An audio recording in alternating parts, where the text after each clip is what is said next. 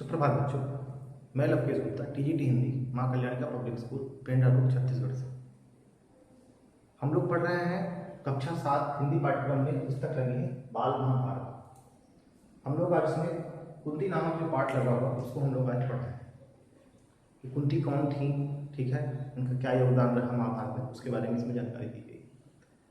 तो जो यादव वंश है, ठीक है, जो यादव वंश है उसको हम यदुवंश बोलते हैं, यदुवंश।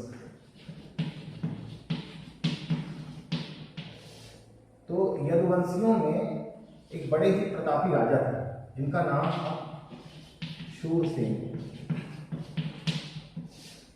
यदुवंशियों के एक बड़े ही प्रतापी राजा थे, उनका नाम था शूरसेन। और ये शूरसेन है, ये जो कृष्ण है, भगवान जो कृष्ण है, ठीक है, उनके ये पितामह थे। कृष्ण के पितामह थे, मतलब दादा थे। पितामह का मतलब क्या होता है? दादा। जैसे भीष्म पितामह लोग बोलते हैं, तो पितामह का मतलब क्या होता है? दादा।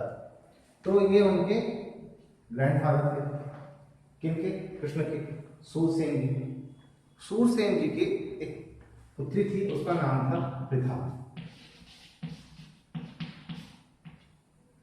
शूरसेन की एक पुत्री थी पृथा।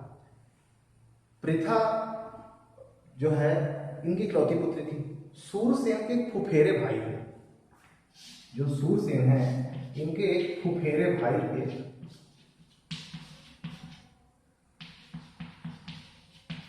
उनका नाम था कुंती भोज।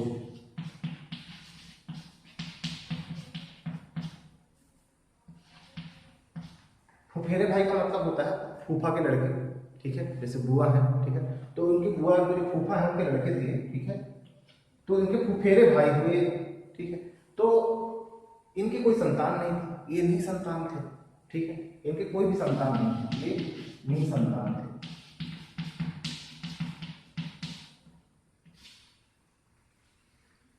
शूरसेन ने कुंती भोज को वचन दिया था, उनसे वादा किया था कि जब भी मेरी कोई पुत्री होगी, ठीक है, या मेरी जो पहली संतान होगी वो मैं आपको सौंप दूंगा।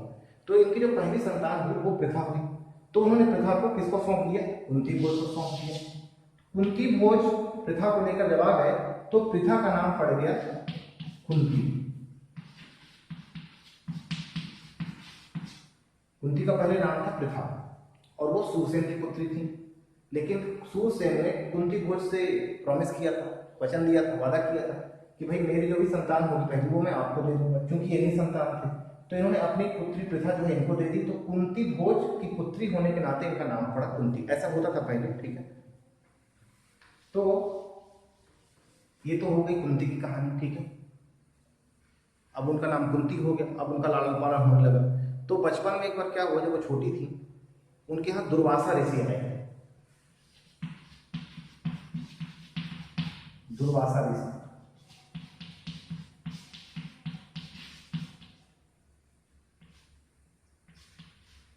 दुर्वासा ऋषि जब वो बचपन में छोटी थी तब वो पहुंचे कहाँ? कुंती भोज के यहाँ।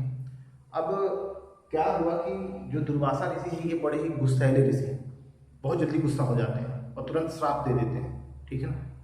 तो दुर्वासा ऋषि की बहुत सेवा की, किसने? कुंती ने। कुंती ने उनकी बहुत सेवा की, बहुत खातिरदारी की, ठीक है, उनकी हर एक बात का ध्यान रखती थी। तो इस बात से दुर्वासा ऋषि जो है वो बड़े ही प्रसन्न हो गए और फिर उन्होंने कुंती को उपदेश दिया, उनको वरदान दिया कि हे कन्या, ठीक है, मैं तुम्हें एक मंत्र बताता हूँ, उस मंत्र का तुम जब भी स्मरण करोगे, तुम उस मंत्र के जरिए किसी भी देवता का स्मरण करोगे, ठीक है, वो देवता तुम्हारे सामने प्रकट हो जाएगा, ठीक है, और फिर तुमको उसी के समान, उसी देवता के समान तुमको एक पुत्र की प्राप्ति हो। ये वो जो है वरदान देकर चले गए दुर्वासा ऋषि। ऐसे कुछ दिन बीत गए तो कुंती के मन में ये बात पैदा हुई कि जो दुर्वासा ऋषि ने मुझे मंत्र दिया है, क्यों ना मैं उसको एक बार आजमाऊं। तो उन्होंने क्या किया, एक दिन जल लिया और उसके बाद उन्होंने सूर्य देवता का आह्वान किया उस मंत्र के जरिए। जब उन्होंने आह्वान किया तो सूर्य देवता प्रकट हो गए। सूर्य देवता प्रकट हो गए तो कुंती ने उनको प्रणाम किया और फिर कुंती ने कहा कि हे देवता, हे देव, मैं तो मंत्र का बस देख कोशिश करी थी कि ये मंत्र जो है फलीभूत होता है कि नहीं, ठीक है, मैं उसको परख रही थी। तो सूर्य ने कहा परख तो रही थी, वो तो अच्छी बात है, लेकिन अब मैं चूंकि आ गया हूँ, ठीक है, तो अब मैं विवश हूँ, ठीक है, क्योंकि तुम्हारा वरदान ही ऐसा है कि जो भी देवता आएगा तुमको एक पुत्र अवश्य देगा। तो सूर्य ने उनको एक पुत्र दिया और वो चले गए। अब पुत्र उनको प्राप्त हो गया। अब वो सोच रहे हैं इस पुत्र को मैं कहाँ रखूँ, शादी अभी हुई नहीं है, अगर किसी को पता चल जाएगा तो बड़ी दिक्कत हो जाएगी, ठीक है, बड़ी बदनामी हो जाएगी पूरे राज्य की, साम्राज्य की, किसको क्या बताएंगे वो। तो उस डर के कारण, उतनी समझदार भी नहीं, उस डर के कारण उन्होंने क्या किया, एक पेटी में, ठीक है, बहुत अच्छे से अपने उस पुत्र को रखा, ठीक है, और रोते आंसुओं से फिर उसको, पेटी को बंद किया और उसको जो है गंगा में बहा दिया। अब वो पेटी में एक बालक है, ये जो बालक है ये उस गंगा में बहता हुआ बहुत दूर निकल गया। तो गंगा के किनारे जो है एक सारथी रहता था। सारथी, सारथी वो होता है जो रथ को चलाता है, रथ को हाँकता है, घोड़ों को हाँकता है, उसको सारथी बोलते हैं। उसका नाम था अधिरथ, उसका नाम था अधिरथ, और उसकी पत्नी का नाम था राधा। वो जो सारथी था उसका नाम था अधिरथ और उसकी पत्नी का नाम था राधा। तो ये अधिरथ को जो है वो पेटी मिली गंगा नदी में बहते, उसने उस पेटी को खोला, जब उसको देखा तो उसके अंदर से एक बच्चा निकला, ठीक है। वही बच्चा बड़ा होकर के, ठीक है, महान शस्त्रधारी कर्ण बना, ठीक है, वही जो बच्चा वो कर्ण बना, सूर्यपुत्र कर्ण। और जब वो पैदा हुए थे कर्ण, तो कवच और कुंडल पहने हुए पैदा हुए थे। उनके कानों में 2 कुंडल थे, दिव्य कुंडल, और उनके शरीर पर एक कवच था। वो ऐसा कवच था कि संसार का कोई भी अस्त्र शस्त्र उसको भेद नहीं सकता था, इतना शक्तिशाली, क्योंकि वो सूर्यपुत्र थे। अब अधिरथ जो है उनका पालन पोषण करने लगे। उनकी माता का नाम राधा था, इसीलिए कर्ण को राधे भी कहा जाता है, ठीक है। जो कर्ण है वो कुंती पुत्र है, ठीक है, कुंती पुत्र है,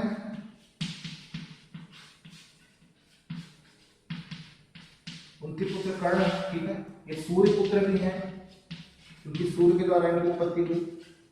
और कर्ण का एक नाम राधे भी है, क्योंकि इनकी माता का नाम, क्योंकि अधिरथ जो थे उनका पालन पोषण किए और उनकी पत्नी का नाम राधा था, उस कारण से इनको राधे भी कहा जाता है कर्ण को, ठीक है। तो ऐसे तो ये तो कर्ण की कहानी हुई उनके पहले पुत्र की, ठीक है, जिसके बारे में किसी को मालूम नहीं है। उसके बाद क्या होता है, जो कुंती भोज होते हैं वो अपनी पुत्री कुंती के लिए, उसके विवाह के लिए परेशान होते हैं। तो क्या करते हैं कि स्वयंवर स्वयंवर स्वयंवर रचते हैं, ठीक है, स्वयंवर का आयोजन करते हैं। अब ये स्वयंवर क्या होता है, देखिए, स्वयंवर, स्वयं मतलब खुद, वर मतलब दूल्हा। ये प्रथा बहुत समय तक हमारे देश में चलती रही, ठीक है। पृथ्वीराज चौहान का समय था, पृथ्वीराज चौहान का समय संयोगिता स्वयंवर, ठीक है, वो बड़ा चर्चित है। तो समझिए पुराने समय में जो राजा महाराजा लोग होते थे वहां क्या होता था, क्षत्रियों में ये स्वयंवर की प्रथा थी, ठीक है। तो स्वयंवर का मतलब क्या होता था कि जो लड़की है उसको अपने मन से दूल्हा चुनने की पूरी आजादी थी। तो एक सभा का आयोजन होता था, उसमें दूर दूर से बड़े राजा महाराजा राजकुमार आते थे, ठीक है। और उसके बाद जो लड़की होती थी जिसको दूल्हा चुनना, वो उसी में से किसी एक को, जिसको वो पसंद कर ले उस समय, ठीक है ना, उनका परिचय होता था उस समय, वो जिसको पसंद कर ले उसी के साथ उसका फिर विवाह, उसके गले में वरमाला डाल देती थी और उसका उसके साथ विवाह हो जाता था। जब ये स्वयंवर का आयोजन किया कुंती भोज ने, तो वहां पर जो है हस्तिनापुर के राजा पांडु भी आए, ठीक है। तो हस्तिनापुर के राजा थे पांडु। तो पांडु जो है, कुंती ने पांडु के गले में वरमाला डाल दी और कुंती और पांडु का विवाह हो गया इस प्रकार, ठीक है। अब वो उसके बाद हस्तिनापुर आ गया। उस समय क्या होता था कि जो राजवंश होते थे, राजाओं, जो राजा लोग होते थे, ठीक है, राजाओं का जो वंश होता था, तो अपने राज्य का विस्तार करते रहते थे वो लोग। तो जैसे कोई और राज्य आया तो दूसरे राज्यों से संबंध स्थापित करने के लिए, अच्छे संबंध बनाने के लिए वो लोग क्या करते थे, एक से अधिक शादियां भी कर लेते थे। तो इसी क्रम में भीष्म पितामह जो थे, उनके कहने पर पांडु ने मद्र देश की जो राजकुमारी है माद्री, उससे भी विवाह कर लिया। तो आप देखेंगे जो पांडु है, ठीक है, पांडु की 2 पत्नियां, एक तो हो गई कुंती, जो कुंती भोज की पुत्री है, और सूरसेन की पुत्री है, समझिए, ठीक है, कुंती, और दूसरी माद्री। माद्री जो है मद्र देश की राजकुमारी, ठीक है।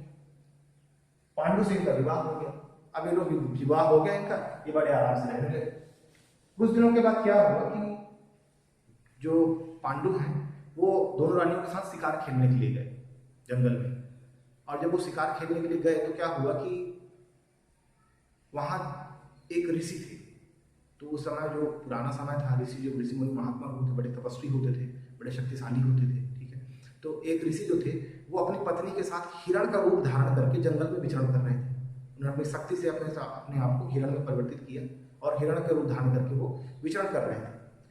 यहाँ से पांडु शिकार खेलने जाते हैं, तो उन्होंने क्या किया, अपने बाण से उनका शिकार कर लिया।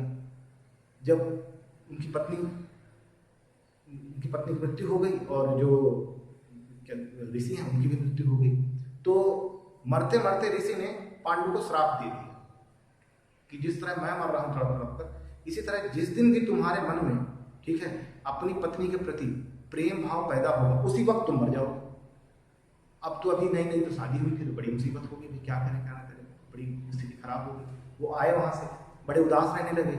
तो लोगों ने पूछा भाई क्या बात है, क्यों उदास हो गया? तो उन्होंने बताया अपनी उदासी का कारण कि क्यों मैं उदास हूँ।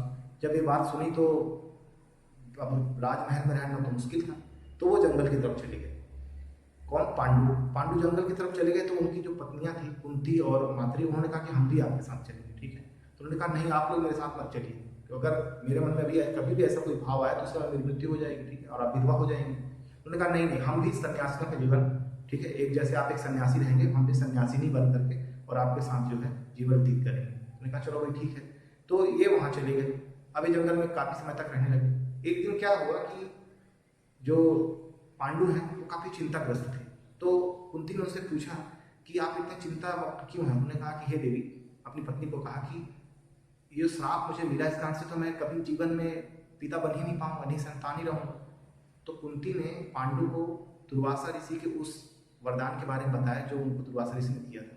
इस बात को सुनकर के तो उनका चेहरा खिल गया पांडु का। तो पांडु ने कहा कि ठीक है, आप देवताओं का आह्वान करिए। तो ये देवताओं का आह्वान करके, ठीक है, माद्री और कुंती दोनों ने मिल करके फिर जो है 5 पुत्रों को जन्म दिया, ठीक है। उनके 5 पुत्र हुए। तो कुंती के 3 पुत्र हुए, ठीक है। एक का नाम था युधिष्ठिर,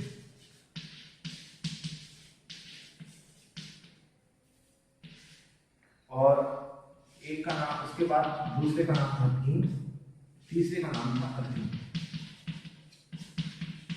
उन्होंने देवताओं का आह्वान किया और उसके बाद उनको 3 पुत्र प्राप्त। और जो माद्री है, ठीक है, उनके 2 पुत्र हुए।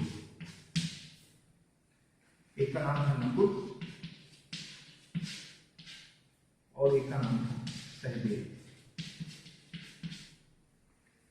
इनके 2 पुत्र हुए, नकुल और सहदेव। ऐसे कुल ये टोटल मिलाकर के 5 पांडव बने। पांडु पुत्र थे इसीलिए इनको पांडव कहा गया, और 5 थे इसलिए 5 पांडव कहा गया, ठीक है। अब उसके बाद, अब ये तो बहुत अच्छी बात हो गई, उनके पुत्र हो गए, तो बहुत इस बात से बहुत प्रसन्न थे। एक दिन क्या हुआ कि वो बैठे हुए थे ध्यान में, अचानक उन्होंने अपनी पत्नी को देखा, माद्री को जैसे ही उन्होंने देखा, देखते उनके मन में माद्री के लिए प्रेम भाव पैदा हुआ। जैसे ही प्रेम भाव पैदा हुआ, ऐसे ही ऋषि का श्राप जो है फलीभूत हुआ और उनकी मृत्यु हो गई। ये बात माद्री ने देखा, वो दौड़ी हुई आई, ठीक है, देखा कि उनके पति की मृत्यु हो गई, तो रोने लगी बहुत ज्यादा। दोनों कुंती और उनके 5 पांडव सब बहुत दुखी हो गए। तो माद्री ने कहा चूंकि मेरे कारण ही मेरे पति की जान चली गई, तो उन्होंने भी अपने प्राण त्याग दिए। उसके बाद अब और बुरा हाल हो गया कुंती और 5 पांडवों। फिर वहाँ जंगल में ऋषि मुनि महात्मा थे, उन लोगों ने सब उन लोगों को शांत किया, समझाया, और फिर वो उनको लेकर हस्तिनापुर आ गए। और फिर 5 पांडव कुंती को जो है भीष्म पितामह के पास उनको सौंप दिया। ये बात जब पता चली इसको, सत्यवती को, जो पांडु की माता थी, जब उनको पता चला तो बहुत दुखी हुई वो। और फिर उनकी 2 पत्नियां, 2 मतलब पुत्रवधनी थी उनकी, एक अंबिका और अंबालिका, उनको दोनों को लेकर वो जंगल चली गई। फिर वहीं से वो लोग, उनकी मृत्यु हो गई, स्वर्ग से धार। तो कुंती के पाठ में बस इतना ही। इस चैप्टर को पढ़िए, और पढ़ने के बाद इसमें से जो विशेष बातें हैं, कुछ प्रश्न बनते हैं इसमें से, ठीक है, कि कुंती का नाम, पृथा का नाम कुंती कैसे पड़ा, ये सूरसेन कौन थे, कुंती भोज कौन थे, कृष्ण का सूरसेन से क्या रिश्ता था, पांडु के कितने पुत्र थे, कुंती के कितने पुत्र थे, माद्री के कितने पुत्र थे। कई लोग समझते हैं कि ये 5 पांडव जो है कुंती के पुत्र, जबकि ऐसा नहीं है। और इसमें युधिष्ठिर बड़े हैं, फिर भीम है, फिर अर्जुन है, फिर नकुल, फिर सहदेव। तो ये बातें थोड़ा सा आप लोग पढ़ करके उसको समझ लें।